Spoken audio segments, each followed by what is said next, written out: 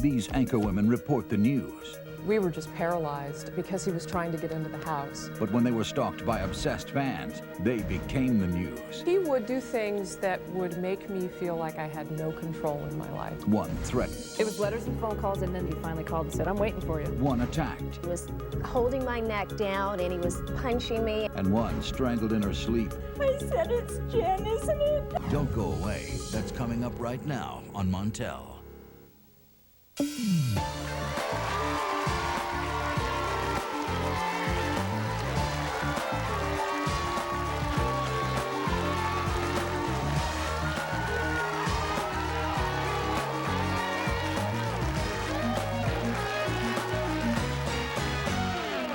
Welcome, and thank you so much for joining us today. And today we will meet some people who say that just doing their job has put them and their lives in danger. Take a look at this. Celebrity stalking continues to make headlines. David Letterman, Madonna, and Steven Spielberg have been pursued by obsessive fans who imagine themselves to be in a personal relationship with the stars. But while Hollywood stalking makes the news, the people delivering the news are sometimes in more immediate danger. I know that being in the public eye is my job, and a certain amount of attention from fans is expected, but my stalker has crossed the line. For 2 years, Detroit reporter Kam Carman received countless letters and phone calls from a deranged fan. You whore, what you ripped me off for? I had to blow your head off. Stalker Bill Morrison then sat in the station's parking lot just waiting for her to leave. For some news personalities, there's little warning. In 1995, Jody Wusentrot disappeared on her way to anchor the morning news. Iowa authorities believe she was abducted by a viewer. Her body has never been found. Her case remains unsolved today. With stalking cases growing in the news industry, a question remains. Does being on camera make you a target? Well, our first guest says that she became the story when she was targeted by a fan. Take a look at this. Imagine what it's like to never feel safe, whether you're in your car, out shopping, even in your own home. Our own Kam Carman is living that nightmare right now. Living in fear, wondering if you're safe while doing everyday things in public. Always looking over your shoulder and never knowing when you're being watched. For me, it's real. For 4 years I've been stalked. I'm not sure why a man I've never met sends dozens of letters, leaves repeated phone messages, and threatens my life. You whore, what you ripped me off for? I had to blow your head off. Make an appointment with Gustavo. He's in homicide, you little bitch. And October 12th, this deranged call. Right outside the gate of Fox, of your business here, where you work, at the Ramada end waiting for you. You know, quit playing around. I'll be waiting for you. Thank you. Bye. Well, please welcome from WJBK in Detroit, Kam Carman. Welcome to the show. It's one thing to be a person that reports the news, but then to actually find out that you're becoming part of the news, and you are part of the news. You didn't initially make this a news story, right? Right. Originally, we just had gone out there when he had come to the station to get me. We had gone out there with a camera, and we kind of sat with it for a little while. I didn't know what we were going to do with it, and I actually went to my bosses and said, you know what? I think it's time. I think it's time that we do something about it. Let's back up to where this began. This started, what, in 1996? Yeah, it started a long time ago. He just had begun sending me letters, and you were, at that point in time, a field reporter, or were you you were the anchor? Anchor and weather person at the time, and and they seemed a little odd. But I thought, you know, this happens. You know, we get letters from viewers, and I never answered him back, which was probably the best move I made. And the first letters that came, it was just what? I really like the way you do the news. Right. What kind of things did he say? He would say, I love it when you wear blue for me because it makes your eyes look pretty, and it's my favorite color, and I know you know that. Really? I know you know that. And you're looking at this going, who the devil's this guy? Right, right. Right. And then the letters kept coming. Yeah, they got stranger and stranger. He'd say things like, I know you live on such and such street because you told me that through the television, but I went there and you weren't there, and that makes me mad. So it got stranger and stranger. But you contacted the police. I mean, let's say what month did this start in? This was in... Well, I don't know exactly what month it started in, but... summertime? Yeah, it was around the summertime, and I had, he had actually called in that threat. So that was in June, and we had, the police had come and said, okay, well, we're going to watch him He's probably okay. He's a little deranged. He's probably not going to come and get you. He doesn't have a car. We've kind of kept an eye on him. They went by this guy's house. Right. They right. they visually saw him. They knew who he was. Correct, And yeah. when you saw the picture of this guy, what did you think when you finally saw a photo? You know, I wanted to cry. Really? Why? It just was so sad to me. He looked like he had been beaten up. You know, it was a mugshot. And this picture actually is when he was arrested. And so he had looked completely different from the mugshot that I had seen to this time period. He had said in his letters, I weigh 300 and something pounds, but I'm on a diet because I know that you like thin men. And I will lose this weight for you. And he actually did lose the weight. Well, then on top of this, that started in the process when you started reporting about the fact that you were getting ready to get married. Right. You saw his behavior change. Yeah, it was. He would write to me and say things like, I met your fiance Tom, which wasn't my fiance's name, and I got into a fight with him, and I think I set him straight. You know, and it was your first reaction, okay, maybe he's got the name wrong, let me call my fiance and right, see yeah, and it wasn't anything that was close to the truth. So I knew that this guy was just off base, but there was really nothing I could do. When you actually got married, he left you alone for a little while. He did for a couple months, and really in the back of my mind, I kept thinking at the church that day, the best day of my life, you know, I kept thinking, what if I look in the back pew and he's there? I still really didn't know what he had looked like in person. I just knew that he was a heavy-set man. But thankfully nothing happened, and then a couple months later, in October, we got married in August. In October, he started up again.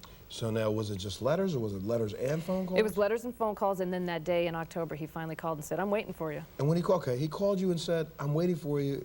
Did he say, I'm waiting for you right outside? Right outside the gates. Immediately, you called the police? We called the police, and because there was a previous threat, they came and actually arrested him that day, so. So now, what did they give him, though? What did he get? Okay, so he made threatening phone calls, kinda. Right? He made threatening letters, kinda. So how do you lock a person up for kinda breaking the law? What the charge was misdemeanor stalking, but they had seen that he was so clearly unstable. They had put him in a forensic center, and he's actually still there today. So. But if you're in a forensic center, you're only there until some doctor says, I think he's no longer a threat to the community. Not necessarily to the individual. Right. So are you living in fear that this guy may get out and start this again? Yeah, every summer, a wonderful woman from the Victim Services Department calls me to say he's coming up for his trial, or his reevaluation. I'll let you know what happens. And so far, every year, he has been given another year, but it's only a year at a time, so. Has the station done anything extra to maybe help to stop this, or thinking about what happens if he does get out? Are they going to add extra protection, extra security? I'm sure that they will, yeah. My bosses were wonderful with the whole thing. They were, it was very comforting. One of the best stations in the country. Let me take a break, we'll come back. Our next guest literally came home from doing a news report and was attacked by a man. Why? Just because he saw her on TV. We think. Take a break, we'll be back right after this. Well, please welcome from WGXA-TV in Macon, Georgia, Portia Lake. Welcome her to the show. We're talking today about, I guess this would be one of those really kind of crazy secrets of this business where, you know, nobody really talks about it. Is everybody and their brother and sister want to be an on-air personality, want to be a star, want to be on TV, want to be possibly a news person, but you don't know what comes along with the job. You had just started at a station, correct? I had just started at a smaller market station. It was Valentine's Day, and just shortly after I was coming home from work that evening, Montel, I was just going through my regular routine, and just as I was putting my key in the door, just that very moment, someone turned me around and just like slammed me against the door, and then slammed me back down to the ground and just started beating me up. So he was holding my neck down, and he was punching me, and he was scraping me up and everything, but never anything that was meant to be a fatal blow. But he kept calling out your name. My name, yes. Now, had you ever seen this person before? He was could you get a shot, or you couldn't get a really good look at him? He was dressed all in black. All in black. You ever seen him? You didn't hear from him at all before this incident took place? No. Did you have anybody writing you letters? No. Calling, asking for Portia? I had normal fans. Normal fans, right, okay. But nobody. But then what was it, about a week or two after this incident? It was probably, I guess about a month or so later, I got a package on my desk that it was a baby picture of a little boy. And it was addressed to Mama with love. And it came to you? For me. Now, this gave you the heebie-jeebies. Because I don't have any. You don't have any kids. No little people. Ain't no you're nobody's mama. So all of a sudden, you're starting to think that this person is still out there. Now, you obviously filed a police report. Oh, yes. Police Went through all came, the they steps. checked, they couldn't find this guy. Nothing. Nowhere. Still no clue. You went as far as to change stations, did you not? Well, I did. I stuck with that because I did not want to quit. I did not want to be run out of town because of my fear. I ended up moving to across town. But then months later, after I finished out my contract, I went on to another station, which is where I'm at now. But now you're working at this other station, and something odd just started happening there. The first night. The first night? The first night. Explain to everybody what happened.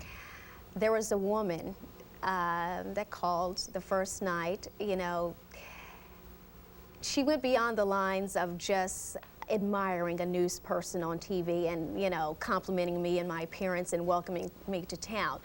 She did that the first phone call, but then the calls became more aggressive, and now she really, really wants to meet me at some outside location. But when you say they became more aggressive, just so we have an idea, what does she say to you when she gets you on the phone? Oh, you're beautiful. Oh, you're just the most beautiful black woman I've ever seen on TV. Oh, baby, you're going to be a star. I'm hoping we can get together for coffee. Maybe you can come over here. I just really want to meet you in person, you know, and I want to find out about your life, how you got to be where you are now. Do they not put some of this information on the website. up on a website That's about you guys? Personal enough. That's there. It's more than That's all personal I enough. want to reveal. But then her last one was not only, as she said that she wanted to get inside your brain. Yeah, she wants to get inside now my you've brain. obviously contacted the police. Well, at this point, no. I am at that step. She hasn't talked to me directly since the last aggressive phone call when she said she really wanted to meet me, get in my head, and I think she said she wanted to write a book about me. I think the woman thing scares me more than a guy seeing me on TV. She might try to hurt you, though. That's true. What have you done differently since this attack took place Since you moved? Every day, I feel like I'm looking in the rearview mirror, just checking to make sure there's nobody behind me, nobody in front of me, nobody following me. I always have made sure that my number's not listed. I'm just all these little bitty things. I'm mistrustful. Did you pick a different kind of an apartment Yes. that has a different kind of Yes. an entrance so that you're not isolated at a door? I got to say this because you know me, I take the opportunity whenever I get it to talk about trying to stay safe. For any single woman in this country right now, believe me, there are enough apartment complexes out there for you to get an apartment that does not have an isolated door. Think about it. If you can walk up to your door and you turn around and you couldn't see anybody if you tried, that should not be the place that you live. Because if you can't see anybody, nobody can see you. Take a little break. When we come back, we're going to meet a reporter who says that she was stalked for over 18 months. Not just, we won't call him a fan, because it was by a former coworker. Take a break. We'll be back right after this. My next guest says that she lived in fear when a stalker invaded her life. I want you to take a look at this. In November of 1995, I reported on stalking, a top story in Kansas City. Stalking happens to those who are well-known, actresses, actors, and musicians. But it can happen to anyone, anywhere. One woman told me her horrifying tale. It takes your freedoms away from you. You don't see what the sun is like coming through your windows because you have to keep your blinds closed all the time. And you are fearful of going to your mailbox for what you're going to find in there again. You feel completely helpless. I spoke to law enforcement and justice officials, trying to find this victim and many like her help. But nobody knew I had a secret of my own. I needed this information to keep me alive. Please welcome the author of the book, Breaking News, God Has a Plan, from KSTP TV in Minneapolis, Harris Faulkner. Welcome her to the show. Thank you. Just like you said that, you were doing reports on stalking and no one knew the hidden nightmare in your life. Well, you know, Montel, when I finished that two-part series, the news director and general manager and I all sat down and we realized that I had gotten access to judges and things in the court system that maybe other reporters wouldn't have even thought of. So the three of us decided maybe we should come clean about how I had gotten my hands on those sources and resources. And really it had just, in the beginning, been planned for me to say one sentence about the fact that this is how I know I've been through this. The response from the audience drove a little bit more sincerity on my part to really talk about it.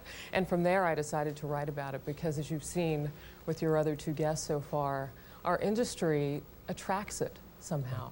In your case, this is a little different because I mean, I think a little different, but I put him in the same category. You were dating this person, who worked at your station with you. Yes, in fact, he moved to stalk me. So he moved across the country. I met him in my newsroom in Greenville, North Carolina. We worked together. He was a producer. We dated a short period of time. And when that situation came to a close, it came to a close simultaneously with me getting another job.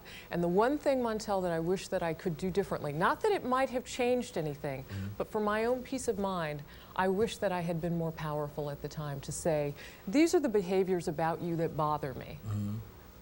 I don't want anything from you. Gotcha. But I didn't want to hurt his feelings. You didn't want to hurt his feelings, so you broke it up and said, you know what, I wish and then it's he just bad moved to timing. Kansas. Right, with you. Yeah. Behind me. Behind you. Yeah. And you next, know, did he show up at the station? Well, for I started employment? receiving things and received a phone call from him. Said, hey, you know, I've come to town. I'm interviewing around at TV stations. I said, great. I didn't make the connection between what was being sent to me. I mean, dozens of flowers in a week's period. Tons of hang-ups on my home and work machines, on my voicemail systems. And then this person being in the city. I didn't make the connection right away. Okay, but still, now let's back up and just talk about that half without the connection for a second. First time you got the flowers, what did you think? Well, they were long stem roses and they were beautiful. They came anonymously but with a very sweet note. Love watching you, glad you're in Kansas City. By the end of the week, I'd gotten 8 dozen and it wasn't nice anymore. Right. And then the phone calls start. Yeah, 61 hang-ups in one night, the first night. Yeah. When did you finally make the connection? Because this happened over an 18-month period of time, correct? Well, it was made for me. I went out of town with a girlfriend. We went to Mexico. And before we left the hotel in Acapulco, I called home to get my messages, and my machine was full. You see, I had left, and he didn't know where I was. And he left all of these messages, with the last one being, I'm waiting for you. And of course, you heard that voice. You knew exactly who it was. Yeah. Immediately. Yeah, absolutely.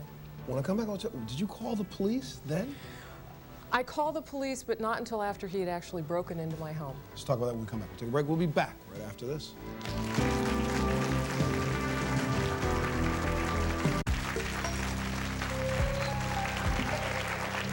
So Harris, so you get back from Mexico, and then what happens? Well, that night, I had been looking at my vacation photos, and I'd left them down in the living room. I lived in a 2-floor apartment, and I'd gone to bed. It was in the middle of the night, and I heard a noise downstairs that woke me up at about 3 o'clock in the morning. I got up, went to the top of the stairs, and looked down the stairs, and I saw what appeared to be a light go off at the bottom of the stairs. So I knew somebody was in the apartment. There was one door out. I had to go downstairs to get out. And then I thought, oh, wait a minute, I don't hear anything again. Maybe I imagined it. So I went downstairs. And when I got to about the 3rd step from the bottom, I heard him call out my name. There were a pair of scissors in his hands. There were pictures all over the living room floor. He was going through my vacation photos. He threw the scissors down and ran for me. There was a lamp right by the stairs. He grabbed the lamp. He had a cord. He dragged me by the back of my hair and dragged me down the stairs. I screamed like you wouldn't believe. And I lived in an apartment complex, and I guess I'm really loud because everybody heard me. Gotcha. They called 911. Excellent. Okay, go ahead. And I was rescued because we heard the sirens. But you're rescued, but what did they do to him? Well, he went away for a little while. Local jail, then it was a big court case, whatever. They booked him or charged him with misdemeanor trespassing. He was found guilty for that, but then let go on a home monitoring where they put an ankle bracelet on you. And he just would make a beeline. Oh, yes. And I got a restraining order. I did everything they told me to do, but here's the problem. Until he committed a heinous crime, the court system felt like it was not powered to do anything. And the heinous crime would be until he killed you or killed one of or harmed me terribly. Right. But he would do things that would make me feel like I had no control in my life. Like what? He would break into my apartment while I was at work and do his laundry. And I would get home, at night and realized that things were left in places that I hadn't left them, that there were bottles of fabric softener that I hadn't used that were empty now. At one point in time, you changed all the locks, did you not? Oh, yeah. And he still got in? Oh, absolutely. He broke into the guard shack of the apartment building. The apartment complex ended up pressing charges against him. You asked me earlier, did I call for help? Two things went wrong. I was very public. There were billboards with my picture on them. Of course. Call 911, they know the voice, they see the name come up in the caller ID. I was ashamed. My life had gone out of control. This was a person who I had let into my life at one point. My personal filter, I thought, was out of whack. People would question me and judge me. The other thing that went wrong was that I honestly thought I could control it. I'm a type A personality. I can handle this. Oh, those were such huge mistakes, and they cost me greatly for a long time. He came back and broke into your apartment again. You walked in and saw him downstairs a second time, did you not? I left. I moved after that. Okay. He made direct comments about what he was going to do to you. I was driving a little black Miata, and when I got the main anchor job in Kansas City, I bought myself a convertible. He took something and etched such horrible words into the paint on that car. And he did it on the passenger side of the car. So you probably would not have noticed it for the first couple of days until somebody told you about it. Exactly. At one point, he took apart the engine in the car while it was parked in the garage at my home. I eventually had to get a bodyguard who felt so bad for me. He would park his car in my backyard and until I fell asleep, watch the house.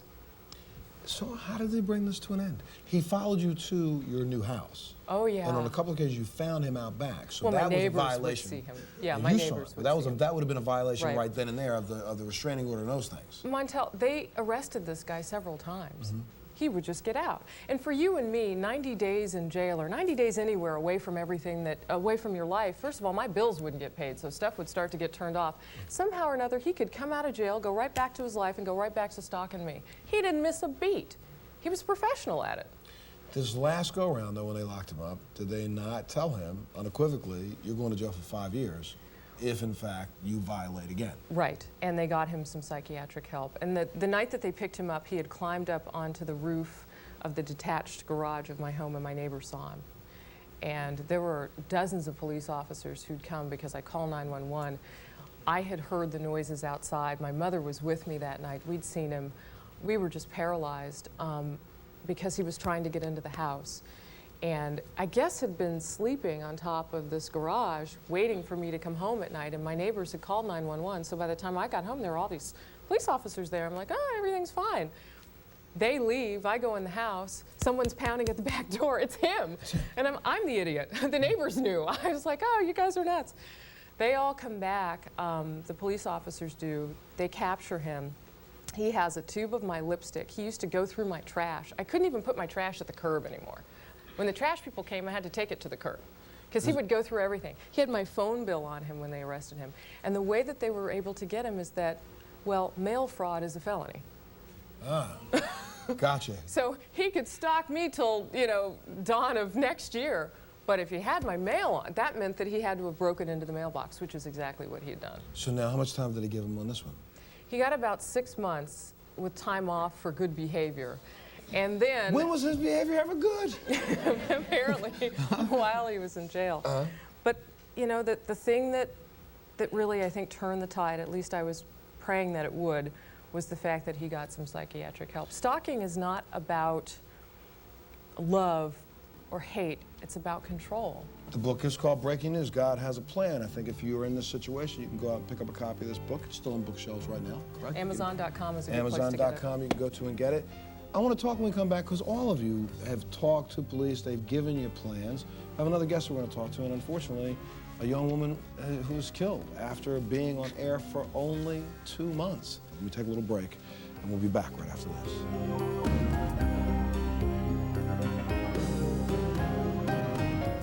To her family's worst nightmare. I want you to take a look at this. My daughter, Jennifer, was a beautiful young woman just starting out. Jennifer had such a drive. As it got closer to college time, she wanted to join the Army Reserves. She said that would help pay for college and she'd get to see the world, and she enjoyed serving her country and being involved. She was proud. Her goal was to be the best TV news reporter. When Jennifer was done with college, she was hired by KRBC in Abilene, Texas. She was so excited. She was very professional, and she would have fun while she was working too. She says, I have everything. This is all I wanted. A job I love and great place to live. And so she was excited. It's been so hard to lose Jen. She was such a good daughter and fun and just out to start, you know, her life. And she was robbed of all of that. Please welcome Sherry and her husband, Tom, to the show.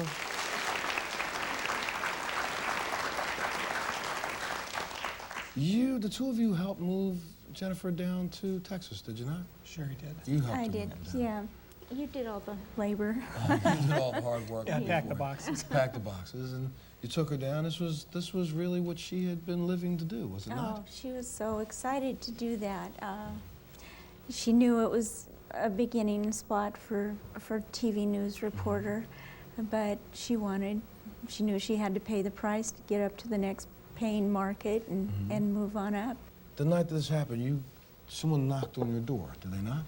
Why don't you back up and tell us what happened tonight? At 5:30, September 16th, Tom was at a meeting, and I heard somebody knock on our door, and I went and answered it, and there was a police officer there, a sheriff, and he said, "Are you Sherry Abel?" And I said, "Yes." And he said, "Is Tom here?" And he said, I said, "No, he's at a meeting." I thought, good Lord, what'd Tom do? You know, I thought, what's wrong, you know? And he said, "I need to talk to you, and we need to get Tom home right away." So he said, "Can I come in?" And I said, "Yes." He started coming through the garage door, and I was going through the laundry room, and right then I knew something's wrong with Jen. I had this dream before, and I said, "It's Jen, isn't it?" And he said, "Yes, ma'am, I'm sorry, we need to call your husband." And of course, they called, but you came home. And they told 5 you, minutes. what did they tell you? Just very bluntly, Jen was dead, and Sherry was crying in the living room. We just They found her crushed. inside of her apartment. She'd been sleeping. She was sleeping. Did she not she had just done the news earlier, though, that day? Yes. So now is there, people at the station were concerned because she hadn't come back to work? Right, two days before she had 2 days off. She worked weekends. So by the time they found her, I think the police had already determined she had already been dead for 24 hours. 2 days. 2 days. I guess this investigation is open, but still to the day, no clues. Not really. No, they've checked clues, but none of them have panned out. And I'm thinking, part of the reason why Sherry and Tom are here is that hopefully maybe someone will recognize Jennifer's face. They will recognize the fact, of course, you recognize her as being the anchor, but maybe you saw her one day with somebody. Maybe you saw her pull up to her apartment. There's somebody out there that knows something, and any information you can provide, we'd like to have. Let me take a little break, and we'll be back right after this.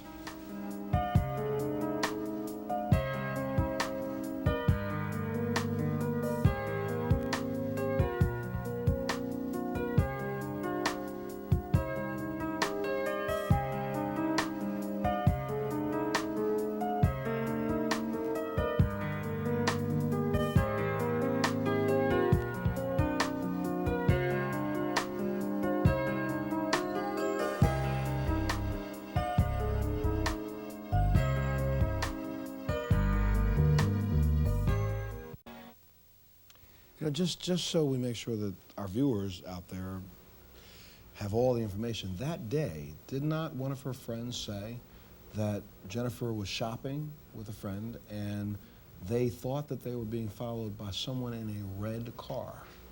Correct? Yes, yes. And enough so that it scared Jennifer enough that she went to her friend's apartment and waited for a while before she continued home. Correct? Yes. So if that's the case, again, I mean, I think people in the area might recognize your daughter for being on air and may have thought, oh yeah, I saw her go by and I saw a car go by. And you didn't think anything of it, but right now that kind of information might be what the police need to solve this case. Please welcome forensic psychologist and author of the book, The Mad, the Bad, and the Innocent, The Criminal Mind on Trial, Dr. Barbara Kerwin. Welcome her to the show. Dr. Kerwin, this is one of those unique kinds of situations, but at the same time, it also talks to the entire issue of stalking. Here are people who are public figures. The eye of the public, they're seen every single day and lifted, if you will, in some ways by our media, lifted to these positions of you should revere. And then this begins, this process begins. The same person that would stalk one of these ladies, though, would stalk the girl next door, would they not? Well, I think one of the things we have to understand is that it's not as unique as we might think it is. The whole idea of stalking. FBI statistics will show you that at any given time in a year in the United States, 1.5 million people are stalked. Which is staggering. 10 million Americans will have either in the past or will be at some time in the future subject to criminal stalking. So what do you do? I mean, how do you, this is something that's completely out of their control. What do you do? More and more people are disconnected. More and more people are finding what goes on television more real to them than friends, neighbors, family, which they don't have. So as you say, when people come into your living room every night and while you're having dinner and in the morning you wake up and they're the first person you see, that becomes your reality.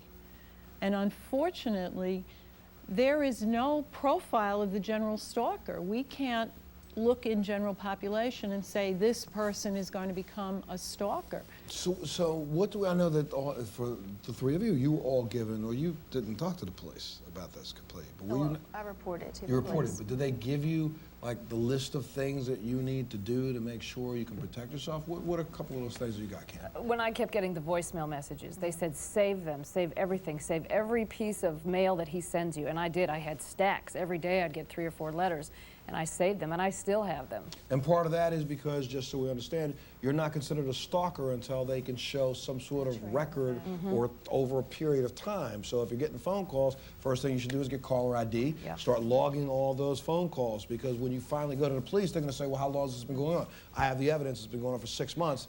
That may start that just adds on. Go ahead. One of the things I did, my father suggested that I just go out and spend $10 on those throwaway cameras. And when I would see him and no one else was around, I'd snap a photo. So that, as Kam has said, you can help that case out by saying there is a pattern here, and I'd write down what time I saw him. You know, if it was call-ups or hang-ups, I would look at the caller ID. I bought a caller ID. Now they're standard with most phones. And I would write down the time and date. Sometimes I'd even snap a photo if there were 50 or 60 calls in one night to show how many numbers had come in at that point. But you know, that's being proactive, but at the same time, now your life, the person stalked, you're basically letting the stalker accomplish what they want because they've distracted you from your daily life. You're living your life trying to see if you can avoid that person. What do you do? You know, it really is a form of psychological terrorism. It has that same aspect of surprise and being just around the fringe of the law. But there is about a 30% chance that these nasty letters and phone calls you get do end in tragedy, and that is the terrorist aspect. I got to take a break, but it would seem to me that if the numbers are now as high as 30%, the police wouldn't send a person home when they call them and say, I'm being stalked. If you're one hit, in 3 people if there's assault, then they, as you said, you have to do something before the police, under the current laws in a lot of the states, which do not even have stalker felony laws, you can't do anything. Take a break, we'll be back right after this.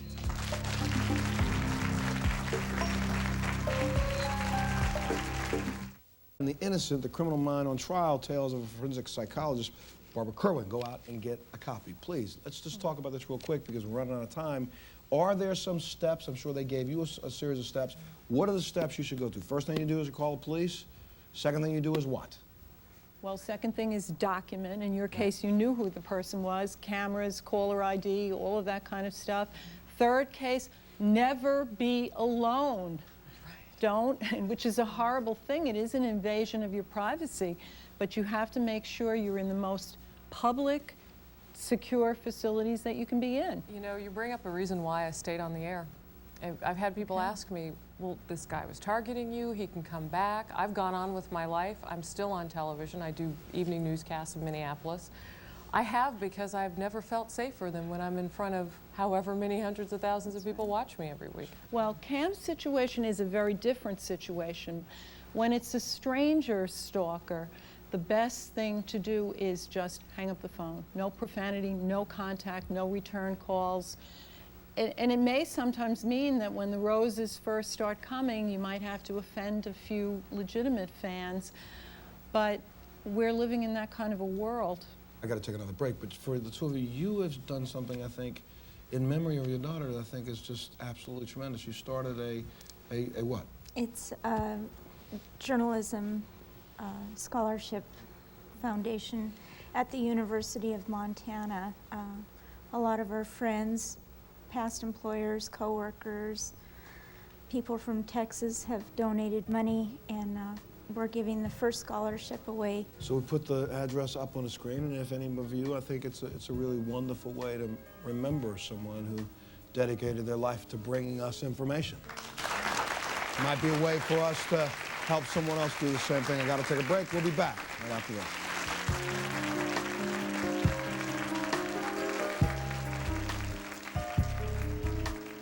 We're out of time. There was one question Harris had, and that's about orders of protection. Are they truly good when you travel? I think the police would tell you, and the authorities would say that they are, but they really aren't. Because they're supposed to be. Stand up, really. But you go from one state to the next, try to get another police department to enforce another police department's order of protection. It's probably not going to happen. And then unfortunately, we have people who get hurt that way. You know, Kam is from our station WJBK in Detroit, and Portia from WGXA in Macon, Georgia. Harris is from KSTP TV in Minneapolis. Make sure you keep tuning in, but just tune in. All right, leave them alone.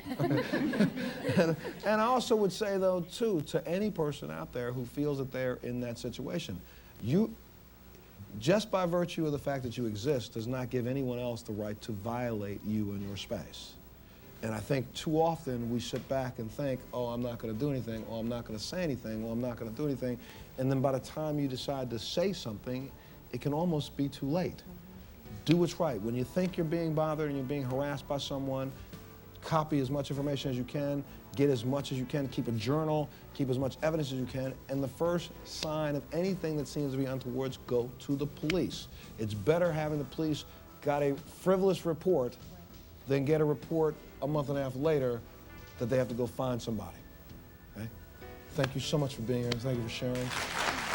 We put Jennifer's foundation up. I'll put it up again. If you want to donate, please help us keep the message out there. Get some more people trained to be journalists. I'm out of time. Join us on the next Montel.